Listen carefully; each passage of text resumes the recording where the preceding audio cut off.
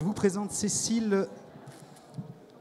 Vous êtes directrice des études du groupe Empruntis. Est-ce qu'on peut représenter le groupe Empruntis? Pour moi, vous êtes un courtier en prêt immobilier. C'est peut-être un peu plus large que ça. Alors, est-ce qu'on vous entend bien? Non? Pardon? Prenez un autre micro. Ben voilà.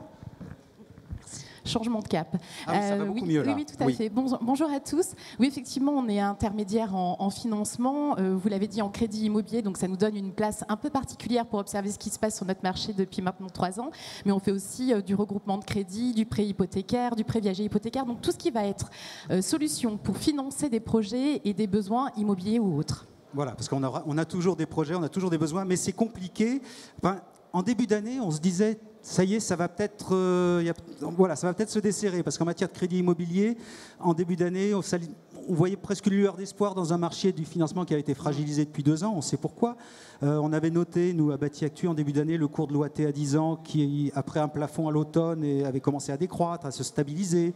Les taux de crédit qui suivaient la tendance, on était passé de 4,2% en décembre 2023 à 3,7% là au mois de mai. Le mouvement baissier devait encore se renforcer. On attendait, et on l'a eu, la baisse des taux annoncée par Christine Lagarde, des taux directeurs de la BCE, qui est en place depuis le 12 juin. Tout allait bien, ou en tout cas, tout allait moins mal, et on pouvait espérer un retournement de conjoncture en cours d'année. Et puis il y a eu le 9 juin. Voilà. Alors, quel impact auront la dissolution, les élections législatives? Réponse dans les mois qui viennent et peut-être même dès le 8 juillet le matin. Est-ce qu'on peut redouter un coup de chauffe à la rentrée sur les crédits immobiliers? Moi, j'aimerais vous entendre là-dessus, moi qui suis toujours locataire. Ce serait vraiment une mauvaise nouvelle quand même pour l'immobilier. Je rappelle qu'on s'attend à un niveau de transaction très faible cette année pour l'immobilier résidentiel ancien. Je crois qu'on tape sur 800 000, c'était les chiffres de la FNAIM, donc c'est un plus bas depuis au moins 15 ans. Depuis longtemps, on n'a pas connu ce genre d'année-là depuis un petit bout de temps, clairement. Voilà. Et les réservations nettes dans le neuf au détail, moins 26% sur un an selon l'observatoire de la FPI. La production de crédit divisée par 3 en 2 ans. Alors les banques avaient rouvert quand même un peu le robinet du crédit, mais la demande semblait rester faible et pourtant on a l'impression que, vous allez nous en dire certainement un mot, les établissements commerciaux rivalisent en ce moment d'ingéniosité pour attirer les clients. Mais les taux de crédit sont peut-être encore trop élevés pour pouvoir mener à bien pour un jeune ménage son projet immobilier. Voilà, ou pour ceux qui sont déjà propriétaires de déménager. Voilà, comment on en sort, voilà, comment, si on résout la crise du crédit immobilier, on peut résoudre en partie la crise du logement. Ma première question, ce sera vraiment une question de conjoncture, parce que vous avez un poste d'observation privilégié à Empruntis. Si on devait prendre une photo à l'instant T là, du secteur du crédit immobilier, comment se porte le marché des crédits immobiliers? Est-ce que le financement, ça va mieux? Alors oui, clairement, ça va beaucoup mieux, mais en même temps, on a connu 2 années assez compliquées.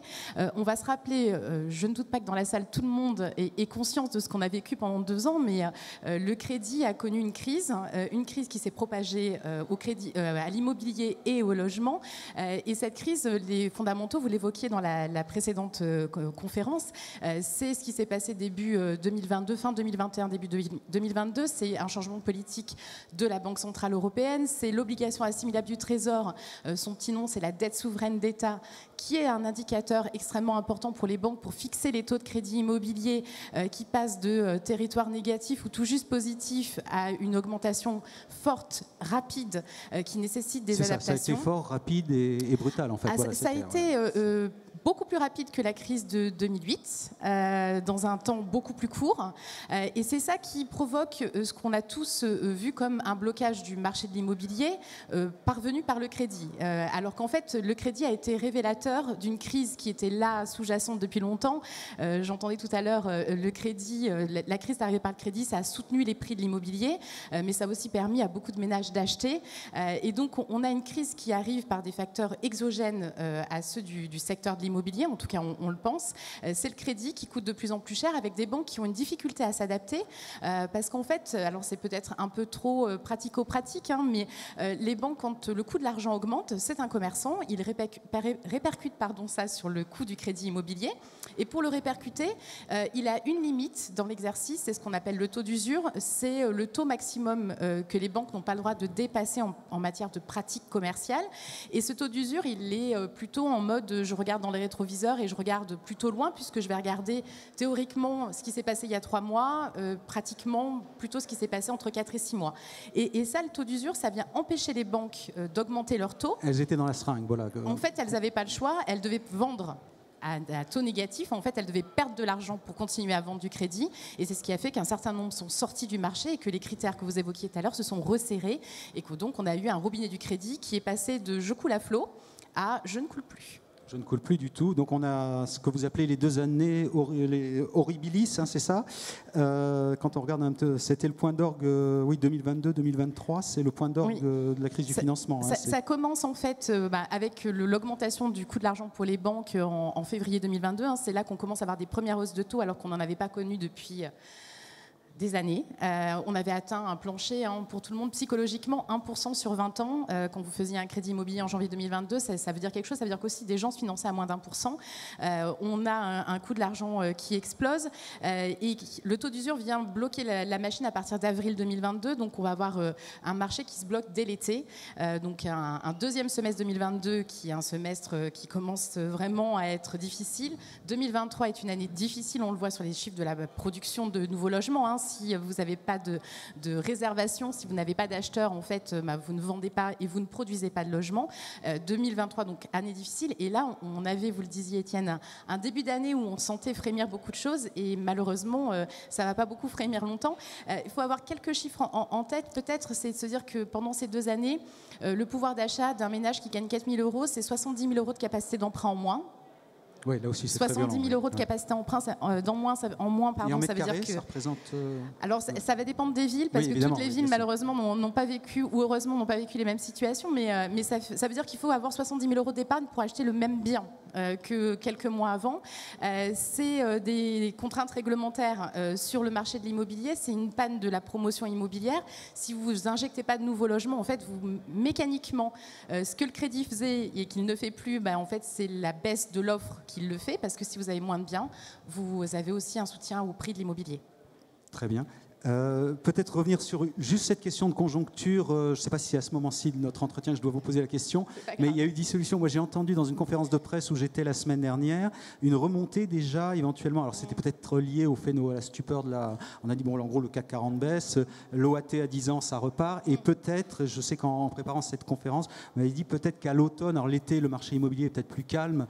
Voilà, on dit à la trêve estivale. Mais à la rentrée, est-ce que vous redoutez, ou c'est peut-être trop tôt pour en parler, on ne va pas se faire peur avant d'avoir mal, mais que justement les taux des crédits puissent se remettre à chauffer à la rentrée, alors qu'on était sur un trend, une tendance où enfin ça, petit à petit, on avait peut-être baissé un peu. Vous avez raison de le préciser, parce que tous les observateurs l'auront vu, on a des taux de crédit qui ont atteint un plafond en décembre. Depuis, on perd effectivement, comme vous le disiez, quelques centimes tous les mois. On avait une majorité de banques qui baissaient leur taux de crédit en début d'année, puis au fur et à mesure, on voit que ça s'étiole, parce qu'en fait, on cherche un point de stabilité.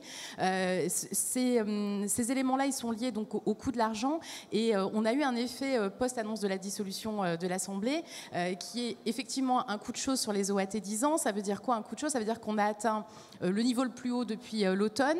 C'est redescendu tout de suite, parce qu'en fait, ce qu'on attend, c'est de savoir ce qui va se passer. L'OAT, la dette souveraine, elle coûte plus cher s'il y a de l'instabilité économique et politique. Donc pour l'instant, il est trop tôt pour le dire. Le résultat des élections, vous avez raison, ça va être un premier élément. L'été est peu propice au marché de l'immobilier, sauf si vous avez un projet, vous avez plutôt intérêt de le mener dès à présent, parce que du coup il y a une fenêtre de tir probablement sur les taux de crédit, et en fonction des politiques logements qui vont être prises et des décisions qui seront prises pour l'immobilier au sens large et pour l'économie, bien sûr pour l'OAT 10 ans, on pourrait effectivement avoir à minima un arrêt de la baisse, au maximum une augmentation à nouveau des taux. On a une banque la semaine dernière qui a réaugmenté ses taux de crédit en raison de l'évolution de l'OAT 10 ans. Donc, donc déjà, on est déjà dans une... concrètement un Alors, impact. toutes les autres n'ont pas bougé. Il y en a qui sont plus sensibles que d'autres en fonction de leur stratégie financière et de comment elles vont chercher des fonds pour vous prêter, puisqu'il faut bien qu'elles aient des fonds pour vous prêter de l'argent. Mais donc, on sent bien qu'aujourd'hui, ce qui était un frémissement côté de la demande risque d'être un frémissement, et pas forcément positif, côté de l'offre de crédit. Est-ce qu'on peut revenir sur ce frémissement, justement, parce que les banques banques ont peut-être consenti, alors j'imagine qu'elles pouvaient reconstituer leur marge, sinon elles ne prêteraient pas. Donc elles ont rouvert un petit peu le robinet du crédit. Et puis il y avait peut-être une saine concurrence pour essayer d'aller choper du client. Voilà, parce que c'était un petit peu. Voilà. Est-ce que quelques initiatives remarquables qui ont été prises ce premier semestre? Il y en a plein, vous avez raison. Alors au-delà de la baisse des taux, qui effectivement est permise par la reconstitution de marge et puis la volonté, tout le monde le sait, c'est un outil de conquête, le crédit immobilier. C'est pour gagner de nouveaux clients. Donc quand je ne fais pas de crédit immobilier, je ne gagne pas de nouveaux clients ou beaucoup moins. C'est beaucoup plus hasardeux. Donc les 2 années difficiles qu'ont vécues les banques les poussent à être beaucoup plus conquérantes, actives sur le marché du crédit immobilier. Donc il y a la baisse des taux, il y a aussi les négociations, puisque ce qu'on voit, c'est quand même que quand il y a de la mise en concurrence, les banques sont prêtes à faire des efforts et des efforts significatifs au-delà des barèmes qui sont présentés. Ça démontre bien l'envie d'arriver à conquérir les clients qui sont présents, et ils sont insuffisamment nombreux, puisqu'on le disait, ça frémit, mais on n'est pas encore dans une accélération de marché. Et comme la demande n'est pas là, justement, elle va avoir des initiatives, c'est à ça que vous pensiez, Étienne, c'est pour resolvabiliser les ménages.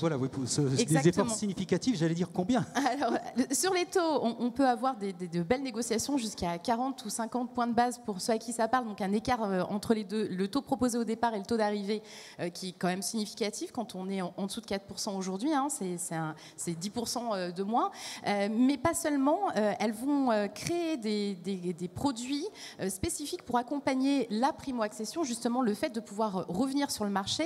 Et là, on a plein d'initiatives très différentes en fonction des établissements, ils sont tous très autonomes dans leur politique de création de produits, mais globalement, ce qu'on va voir, c'est des produits avec des taux bonifiés ou des taux à zéro qui vont aller de 15 000 à 25 ou 30 000 euros en fonction des profils et des établissements. Les critères d'éligibilité varient. Il faut des fois accéder au PTZ, au prêt à taux zéro, pardon. Des fois, au contraire, il ne faut pas l'avoir pour pouvoir y accéder. Le type de bien que vous allez acheter, vous parliez de DPE, de rénovation.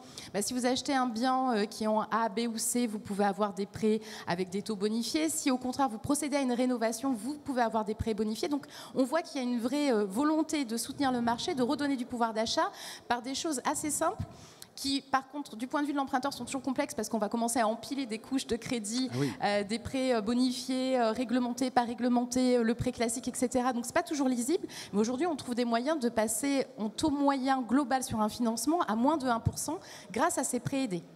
Très bien, donc ça, voilà, c'est une bonne nouvelle. Mais bon, là, tout est un petit peu suspendu à ce qui va sortir des élections. Il y a quand même un gros caillou dans la chaussure. Voilà, est-ce qu'on peut en parler, en fait? Voilà, le gros caillou dans la chaussure, il porte le sigle HCSF. Vous avez évoqué le taux d'usure. Alors, je crois qu'on a réussi, mais je me souviens d'un promoteur qui m'avait dit on a mis 1 an à taper sur la tête du gouverneur de la Banque de France pour qu'enfin il fasse quelque chose sur le taux d'usure. Dites-moi où on en est peut-être sur le taux d'usure, et puis ensuite sur ces contraintes qu'impose le HCSF, parce que tout l'hiver on en a parlé. Je crois même avoir entendu Bruno Le Maire, pourtant qui siège au HCSF, dire qu'il serait bien d'assouplir les contraintes, et je précise que c'était avant la dissolution. Voilà. Alors, le taux d'usure, effectivement, il est réglé, mais le promoteur à qui vous avez parlé a tout à fait raison. On a mis plus de 8 mois à avoir une décision de modification de calcul pour coller à une réalité de marché. Donc, on a un temps long dans la prise de décision, et du coup on laisse des situations se dégrader alors qu'on aurait les moyens de réagir plus vite et de prendre des mesures. Et le HCSF au Conseil de stabilité financière coche toutes ces cases-là, puisque à l'origine c'est un peu c'est l'organisme qui va s'assurer de la stabilité de la place financière, donc sa mission est louable. Il est là pour faire en sorte que rien ne dérape, et en fait il prend des mesures qu'il impose aux banques le 1er janvier 2022. On aurait voulu faire un scénario catastrophe, on n'aurait pas fait mieux, puisqu'on met en œuvre une décision pour calmer le moteur du crédit et faire en sorte que le marché de l'immobilier ne s'emballe pas au moment où il va commencer à déraper. Et donc on impose aux banques des règles du jeu qui ne sont pas les pratiques commerciales qu'elles avaient, mais des règles identiques pour tous les profils d'acheteurs, ou du moins d'emprunteurs, qui sont liés au taux d'endettement, 35% assurance de prêt incluse. Désolé, c'est un peu technique. Vous parliez de durée tout à l'heure, 25 ans maximum, alors qu'on sait que la durée de vie s'allonge et qu'en fait un crédit on conserve 8 à 10 ans, donc 25 ou 30 ans. ne sait pas trop ce que ça change, si ce n'est le pouvoir d'achat de l'emprunteur. Et donc, on a ces mesures qui sont des exigences. Les banques peuvent y déroger, pardon, j'allais oublier. Elles ont le droit, pour 20 dossiers sur 100, de sortir de ces règles. De dossiers qu'elles peuvent sortir. Oui, j'ai découvert ça aussi en préparant cette conf. C'est un sujet un peu technique, parce que du coup, déroger, ça veut dire suivre, ça veut dire piloter, ça veut dire à l'échelle d'un réseau. C'est 20 dossiers sur 100 dossiers par mois, c'est ça. Exactement. C'est ça. Et du coup, donc, on a des règles qui viennent s'appliquer aux banques de façon homogène, quel que soit le projet, quel que soit le profil. Et ça va venir empêcher un certain nombre d'acteurs particuliers d'accéder au financement, alors même qu'ils ne présentent pas un risque supérieur. Et le député Lionel Cos avait travaillé un projet de loi pour... Voilà, j'allais dire, mais c'était avant la dissolution, avait fait une proposition de loi justement pour assouplir les contraintes du HCSF et puis mettre un peu de transparence aussi en y mettant un sénateur et un député. Il y avait effectivement la volonté de mettre un peu plus de représentation publique. Je ne fais pas de politique, donc vous souteniez peut-être ce... Mais oui, alors sur la partie mesure, vous avez tout à fait raison. On a beaucoup travaillé auprès des fédérations professionnelles à comprendre les impacts des décisions du HCSF et leur mise en application. Et effectivement, on soutenait cette mesure parce qu'en fait, aujourd'hui, on a besoin de promotion immobilière, on a besoin de construire, on a besoin d'investisseurs pour offrir de la location. Et les investisseurs accèdent beaucoup plus difficilement au crédit en raison de la méthode de calcul du taux d'endettement. C'est très technique, mais en fait, le HCSF empêche les investisseurs d'investir en immobilier aujourd'hui en termes de financement. Et puis, c'est un blocage pour des ménages qui ont les moyens, qui pourraient libérer des biens à la location ou des biens pour des primo-accédants et qui, pour des questions de calcul mathématique du taux d'endettement, que vous gagnez 1 500 ou 15 000 euros par mois, c'est la même chose. Pas de différence, sauf cette fameuse enveloppe difficilement pilotable. Et donc, il y avait la volonté chez Lionel Cos de modifier ces critères et de donner de la liberté, de libérer le pouvoir des banques. Tout l'enjeu, c'était de redonner du pouvoir aux banques. Et je rappelle que cette proposition de loi, elle n'est pas un dégât collatéral de la dissolution, puisque le député Lionel Cos, président du Conseil national de l'habitat, l'a retiré lui-même après qu'elle a été vidée de sa substance lors de son examen à l'Assemblée. Mais il faudra qu'on en reparle du coup. Mais le problème demeure et vous le remettrez peut-être sur le tapis, c'est ça. Avec plaisir, oui. Voilà. Très bien. Donc ce desserrement des contraintes, ça va continuer. Pour fluidifier le marché. Le carcan, en fait, l'idée c'est qu'on peut pas, tout le monde ne chose pas du 35%, c'est ça comme on disait des 35 heures il y a 25 ans. Oui. Il faut que ce soit beaucoup plus souple, en fait, c'est ça, que ce soit adapté à... Clairement, aujourd'hui, on ne peut pas... à chaque profil. On ne peut pas dire aux banques qu'elles sont frileuses, qu'elles ne prêtent pas assez, qu'elles ne sont pas assez proactives sur le marché du crédit quand ça nous intéresse, et puis en même temps dire qu'elles ne suivent pas assez de règles et elles ont besoin d'être censurées sur la distribution du crédit. Donc nous, on est pour... Parce que là, il n'y a pas de risque de surchauffe en ce moment. Hein. C'est vraiment l'euphémisme du jour. Là, c'est une hérésie. On est passé dans un autre monde, donc libérons-nous de ces contraintes. Voilà. Si je vous ai bien écouté, Cécile, les acteurs économiques privés, les établissements bancaires font leur taf pour tenter de redynamiser le marché, ils rivalisent d'offres commerciales, mais ça ne suffit pas. Qu'est-ce qu'on pourrait attendre des pouvoirs publics ou de l'État pour aller plus loin et qu'est-ce qu'on peut raisonnablement espérer d'un gouvernement, quel qu'il soit, quelle que soit la couleur, l'état des finances publiques n'autorise pas des mesures coûteuses. L'heure n'est pas à dépenser énormément. C'est clair, effectivement, on a tous bien conscience qu'on est dans un moment un peu complexe. Pour autant, est-ce que c'est le moment de déperfuser complètement le marché de l'immobilier? Pas certain au vu de la situation. Le logement n'est pas une marchandise comme les autres. Hein. Le logement, c'est un besoin primaire. Et vous l'évoquiez tout à l'heure, il y a du mal logement, il y a des besoins dans tout type de logement. Aujourd'hui, le fait déjà d'entendre parler d'une politique de logement, c'est un début et c'est un bon début parce qu'on a quand même manqué de décisions à court terme et à moyen terme. Et il ne faudra pas oublier le moyen terme parce qu'en fait, il va falloir construire. Vous parliez des changements de société qu'on vit, des besoins d'ajustement de logement. On ne construisait pas assez avant. Aujourd'hui, on construit beaucoup moins, donc on a besoin de renouveler. On a un prêt à taux zéro qui a prouvé le coup de pouce qu'il donne aux ménages et si on peut être ravi qu'il se soit sur certains points élargi. En 2024, on voit bien qu'on a sorti les zones détendues et qu'on est parti loin d'une décentralisation des politiques de logement et de la reconstitution de bassins d'emploi en dehors des zones tendues, surtout qu'on voit bien que c'est difficile de rénover le parc existant et que les ménages n'ont pas forcément les moyens de le rénover parce qu'ils n'accèdent pas au crédit non plus. Donc on voit bien qu'on a beaucoup de sujets à mettre sur la table et puis on peut quand même se poser la question de sortir la maison individuelle du prêt à taux zéro. Après, il y a beaucoup d'initiatives aujourd'hui et de propositions, droit de mutation, réduits, voire supprimés, exonération des intérêts d'emprunt, tout ça, on peut le regarder, mais il faut être pragmatique et il faut prendre des mesures aujourd'hui pour aujourd'hui, mais il ne faut surtout pas oublier demain. Voilà, c'est vrai qu'il y a quelques mesures qui ont été mais c'est un peu la foire aux promesses, hein, des élections. On verra ce qui reste. Voilà, mais déjà vous êtes content que dans le débat actuel des législatives, enfin, très court évidemment, en 3 semaines, le logement soit un petit peu invité quand même dans les législatives. C'était Et essentiel. dans ce que vous avez entendu, pas forcément en rappelant qui a fait quelle proposition, mais voilà, donc si je note bien, les 2 sujets qui vous ont paru intéressants, qui vous ont fait peut-être dresser l'oreille, je sais pas, pour les jeunes ménages exonérés de droits de mutation, parce que je crois que le Premier ministre... pardon, j'ai cafeté. J'ai gaffé. Il y avait cette idée d'exonérer jusqu'à 250 000 euros ça a un double de frais de effet, notaire. C'est un double effet parce qu'en fait, ce qu'on voit aujourd'hui, c'est que les primo-accédants, les jeunes, n'arrivent pas à accéder au logement parce qu'ils doivent avoir constitué une épargne importante. Cette épargne, elle sert à payer les frais. Elle paye principalement des droits de mutation à titre onéreux, malheureusement appelés frais de notaire. Et donc, si vous réduisez cette charge-là, ça veut dire que mécaniquement, les banques n'ont plus besoin soit de surfinancer, soit d'exiger de l'apport. Et donc, ça va libérer un peu de pouvoir d'achat et un peu d'accès au crédit immobilier pour les jeunes qui n'ont pas eu le temps d'épargner. Pour autant, il va falloir stimuler l'offre de biens parce que cette crise, elle est arrivée par les taux de crédit, mais je rappelle qu'elle est liée à l'offre. Tant qu'on n'aura pas assez de logement, on aura des prix soutenus. Très bien. Un dernier point peut-être sur qu'est-ce qu'on pourrait souhaiter d'une politique du logement. Il y a beaucoup de décisions, contre-décisions, on reconfigure, ça change des fois tous les 3 mois. Alors nous, journalistiquement, on est ravis parce que dans un quotidien web, on chronique, on chronique l'actualité du jour, toutes les nouvelles mesures, on réglemente le logement, on fait je ne sais pas combien de lois. Voilà. Est-ce qu'on pourrait pas souhaiter une certaine stabilité, Totalement. Un petit peu des règles du jeu aujourd'hui Clairement, vous avez tout à fait raison et on l'a vu avec MaPrimeRénov', quand on bouge les lignes, on complexifie la lecture, on complexifie l'adaptation par les professionnels. Et aujourd'hui, ce qui manque, c'est de la sérénité et de la pérennité. Et ça, c'est effectivement la première mesure à prendre. Merci Cécile Roclor, merci pour Empruntis. Voilà, on n'aura pas vraiment le temps de prendre des questions. Je vous propose qu'on enchaîne sur la table ronde suivante. Merci Cécile.